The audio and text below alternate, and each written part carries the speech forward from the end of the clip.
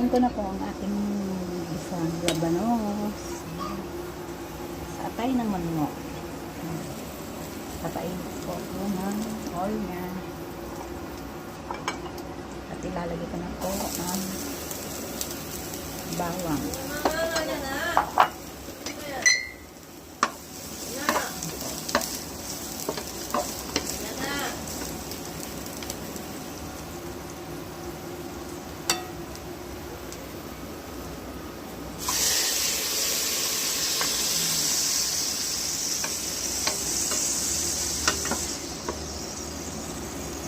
Ayan, halos ng curry. Igisa ko na yung aking